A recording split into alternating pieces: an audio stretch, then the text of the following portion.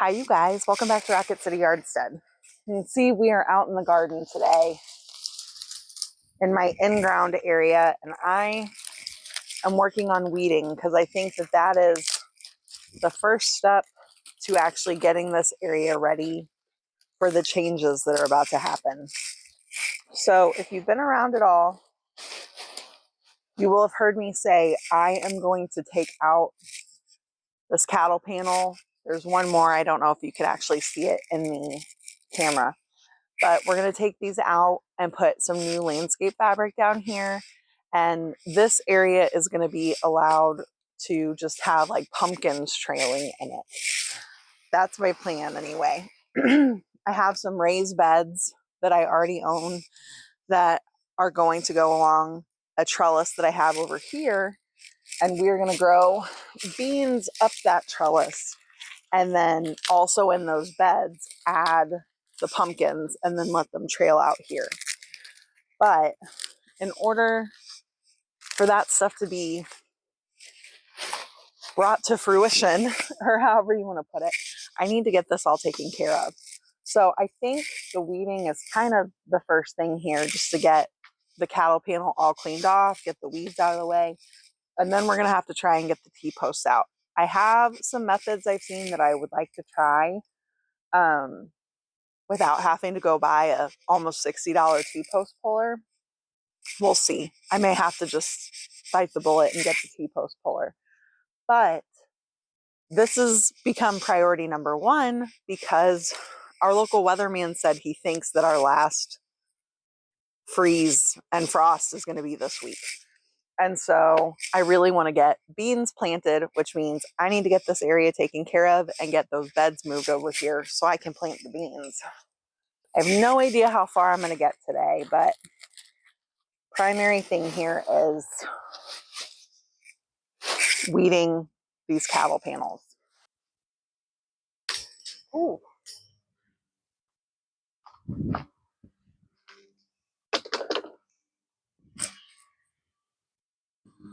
Oh, y'all, I made a mistake here. My hose actually runs through my cattle panel and it is still down.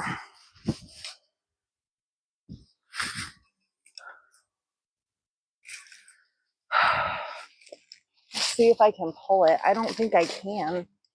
Yikes. I don't want this to fall.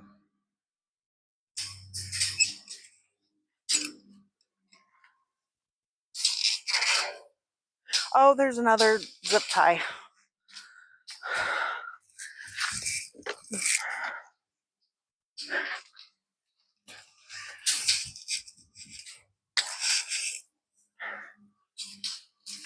Ooh.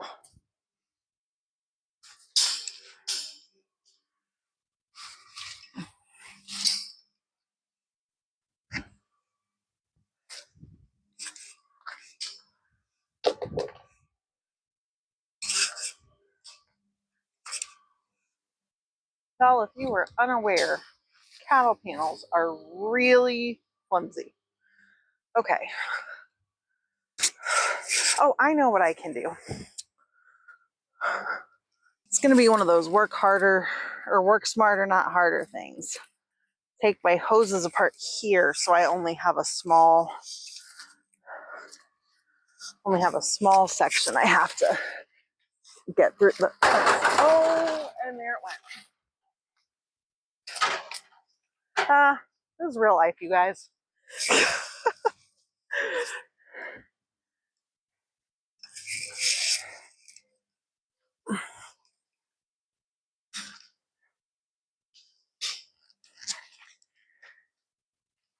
So I've learned an important lesson today. Don't weave the hoses through your cattle panels because then they're in the way when you want to move them.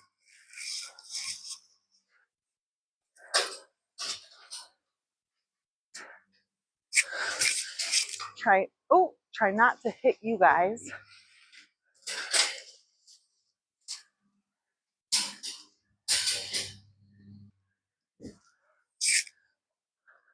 So gotten to the point I can try and take some of these T-posts out. I don't know how this is going to go.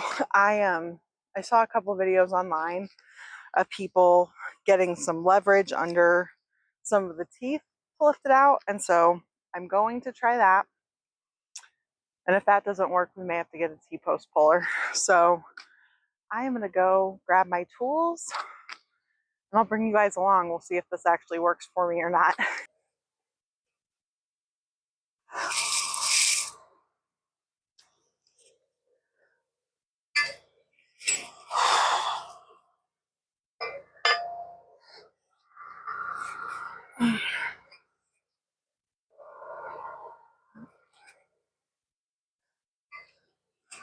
I don't think this is going to work. Well, you guys, that for sure didn't work. I'd seen it in a couple of reels online. I thought it was worth trying, but I have very compact clay soil, and so maybe it works if you have a different kind of soil, but it did not work here. So I looked online, and my local Tractor Supply says they have 5 T-post pullers in stock. So let's go get a T-post puller. I got my T-post puller. I'm gonna hope that this works. I'm really nervous about it, but see if we can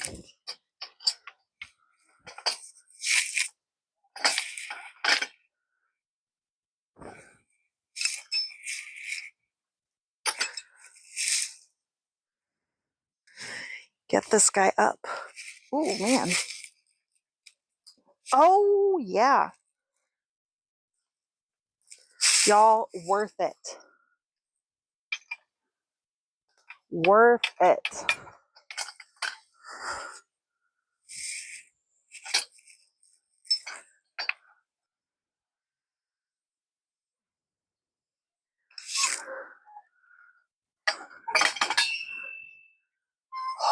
So worth it.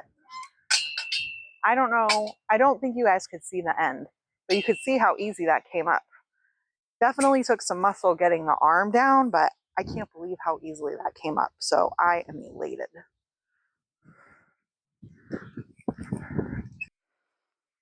Nope, it's coming.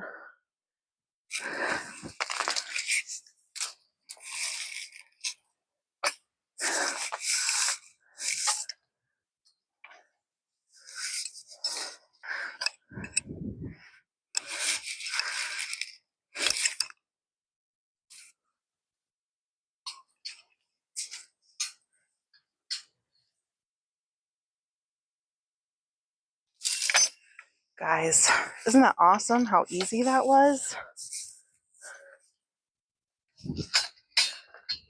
Oh, it's still a little bit in there, but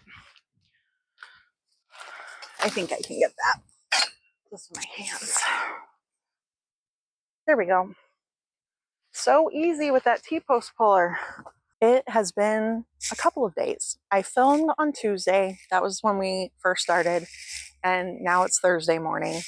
And, you know, you do what you can do with the time you have. But I finally got this whole area cleared out. Let's take a good look at it all. So now it is time to get the new landscape fabric out and get it down. I'm a little nervous about dealing with this new landscape fabric. It's 17.5 feet wide. The goal was to not have to put a bunch of staples in the middle of it anywhere, because our experience with landscape fabric is very much that if you have a staple there, weeds are going to come up through that hole. So yeah, there's one other thing I wanted to tell you guys before I start dealing with the landscape fabric. It was a discussion that was going on in my comment section about compost, and I had mentioned that I had some pallets back here that I was going to put in this corner and make a compost pile. That was the plan. Well, let me show you. I'm pretty sure that a lot of what you see here is broken down pallets. When I got in here to move the pallets, I found termites. The bottom 2 were just ravaged with termites. So this was a terrible place to put pallets, and it didn't even occur to me, but it's the north-facing side of a fence, so there's an area here that is always in shade. And then add to that, it's the lowest part of the yard, and so it stays wet a lot of the time. Just not a good combination.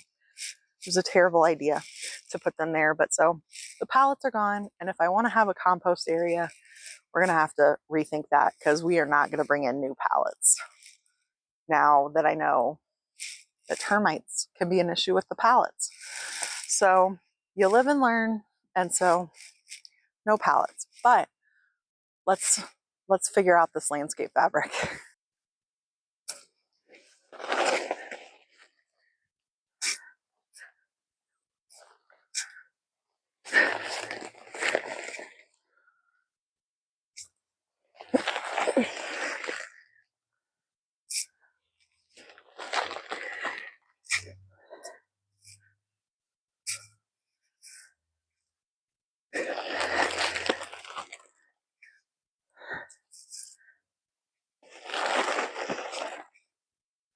Oh man. Well, you guys, I have sort of run into a little bit of a hitch in the plan, and it's not like the end of the world. And I should have foreseen this, and I just didn't think it through all of the way. But I'm going to have to unroll the entire 100 feet of landscape fabric to be able to work with it because it's folded into, here, let me go see if I can show you. Because it's so wide, they have folded it over. And so I'm going to have to get the whole thing unrolled in order to unfold it. We are expecting thunderstorms in a couple of hours. And so I don't think this is actually a project I should get into today, which is kind of a bummer because I really wanted to get, and it just went blowing like crazy. So that's only about 16 feet, I think. I certainly can't have 100 feet of that unrolled today. So I guess I'm going to have to wrap this up and come back to it on another day. I may have to just roll it all back up again, but that's not a big deal. So it's life, right? I mean, sometimes you just can't do the projects that are next on your list because circumstances don't allow it. So I'm happy to have it back here and rolled out and have this area ready for it. And when I get a good day, hopefully, I think today is Thursday. Tomorrow's not supposed to be very nice, but maybe Saturday will be good enough that I can come out here and work on this. So I guess maybe I'm just going to roll it back up and call it on trying to do the landscape fabric today. I did want to show you guys something I'm very excited about. Look at all of the blackberry flowers. If you don't know, blackberries come in a couple of different forms. I have primocane blackberries, and so they actually tried to fruit last year. You can see those shriveled up blackberries there because the frost came before they put any fruit on. But these are going to give me all kinds of berries, I hope. I am really glad I paid attention to the weather forecast. The wind really kicked up, but all these storm clouds have moved in. I would not have wanted to be in the middle of that project. Well, you guys, it is definitely going to thunderstorm, so I am glad that I did not try and do that landscape fabric. But I wanted to come out here. Oh, it's starting to rain. I wanted to grab some chives and, oh, I'm going to get wet. I wanted to grab some chives and cilantro for dinner tonight. We're going to make some enchiladas. And I wanted some cilantro and chives to top our enchiladas with. Since our time outside working in the garden was cut short, I thought we'd make dinner together tonight. I gotta tell you guys, I have been relying a lot on just quick, easy things that don't take all that much time, or not really things we want to eat necessarily, but you know, we've been going and buying a rotisserie chicken at Costco and putting it on top of salad or something like that because when I've been out in the garden all day or for several hours or whatever I have, I just don't necessarily feel like coming in and cooking. And so this works out. We're going to make some beef and onion enchiladas, and this will give us some leftovers too. So that'll be good because we do have some beautiful days coming up. But I thought we'd spend a little time in the kitchen together. Got a little bit of oil in this skillet, and we're going to add our onions and then get our pack of ground beef in here. Make sure we get them all.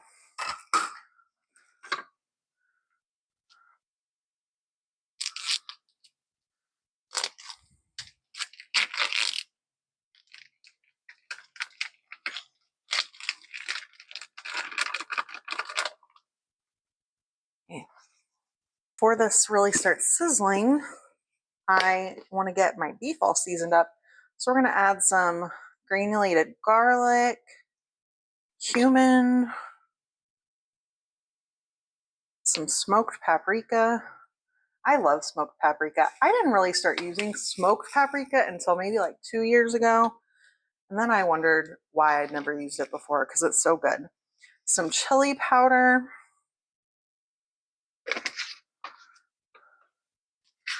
Some onion powder. And some oregano. Oh, that didn't have a shaky top. We all do it sometimes. Okay, I'm gonna have to grab a spoon.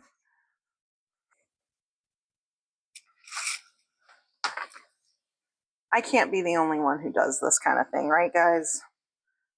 Everything else has a shaky top, so you just assume. Good thing we like oregano. I don't think we like this much oregano. I think that's probably okay. Now I'm just going to use my meat tool and get this all ground up, or broken up, I guess.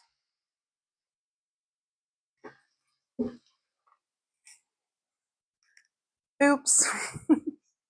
While our beef is browning up, I thought I would show you the two sort of unconventional things we're using in this recipe today. So this is a relatively tried and true enchilada recipe. The filling, just the general way of making it. But if you've watched other videos recently, you might have heard me say we've been eating grain-free. And so we are using cassava flour tortillas. We used to use these a lot and they're really good. So I know that we like those. But the other sort of new thing to me that we're trying is these Violife Mexican style shreds. It says it melts great. It doesn't have any wheat or corn in it. So that was the really important thing to me, and dairy, obviously. And so we're going to see how this goes. I will tell you, it says not to freeze it. And I accidentally put it in the freezer this morning instead of in the refrigerator when I got home from the store. So that might make a difference. But you could make these with your favorite tortillas, your favorite cheese. You don't have to use the dairy-free stuff. That's just what I'm trying. So a little bit of an experiment, but hopefully it's going to turn out well. Our beef is all cooked up. So I'm going to open a jar of enchilada sauce. I made this a couple of years ago. I can't remember where it's from. If it's from the National Center for Home Food Preservation or if it's from Ball. But if I can find it, I will link the recipe. But I'm going to get some of this down in the bottom of my container. And then I like to spread my tortillas out and then try and divvy my filling evenly. I am not necessarily the greatest eyeballer, so I prefer to just have them all spread out at the same time, and then I can divvy more evenly, I guess. If one's a little more full, I can steal from it and give it to another. Do you guys have any favorite enchilada recipes? I'm having to kind of branch out and reevaluate some things. since realizing how much dairy was affecting me. Because a lot of times we would make like sour cream chicken, enchiladas, things like that. And I haven't tried that with the dairy-free sour cream, but maybe I should.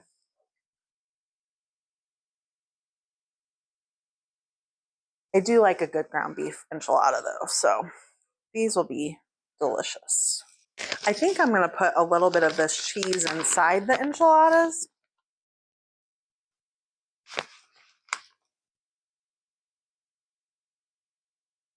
It tastes pretty good. My battery died while I was putting the enchiladas together, so I don't think you saw any of that. But these cassava flour tortillas, they are pretty similar, I would say, to like a corn tortilla. That's the thing they're most comparable to. Definitely not a wheat tortilla. But I just added my beef mixture, and I did add a little bit of the cheese into it. I don't know if it'll work like real cheese, but I like how real cheese will kind of help hold your ingredients together. So we'll see.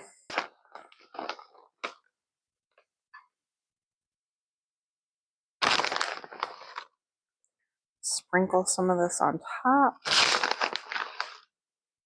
We're going to pop this in the oven at 350 degrees for about 20 minutes once we get this cheese on.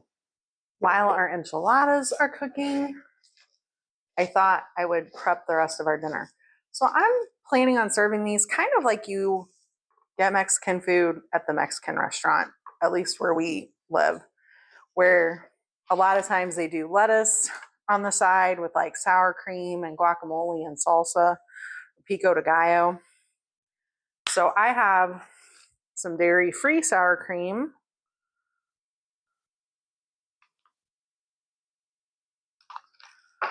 I have guacamole.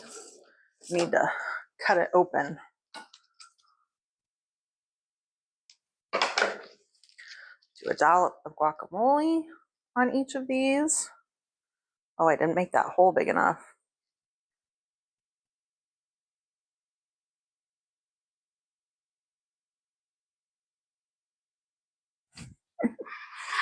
And finally, I'm going to use some of our fermented salsa. I think I'm far enough down in the jar, I need a slotted spoon.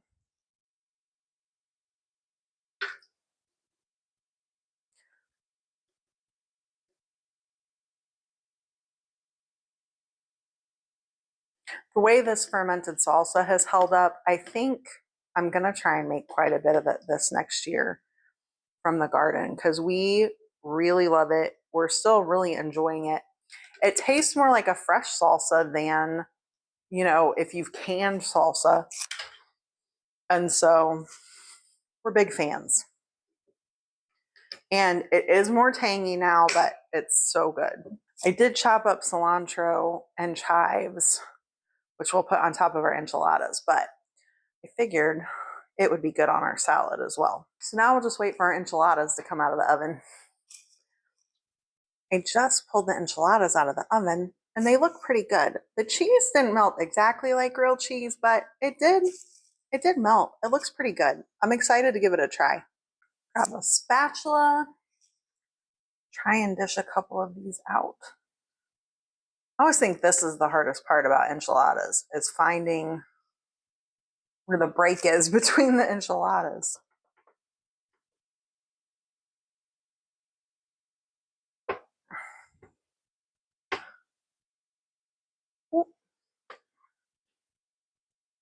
So here we have it, our enchilada dinner. See if I can angle you guys down a little bit. Here you go. It looks really good, so time to give it a taste test and see what we think of that cheese. Let's cut into this. Get a bite. I think I would like a little bit of sour cream and guacamole, but cheers.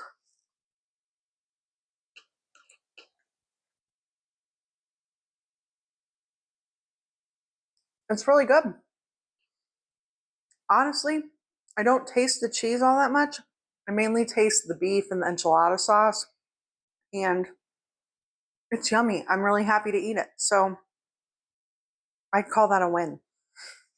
Thanks for hanging out with me today, you guys. I hope you have a wonderful day, and I'll see you next time. Bye.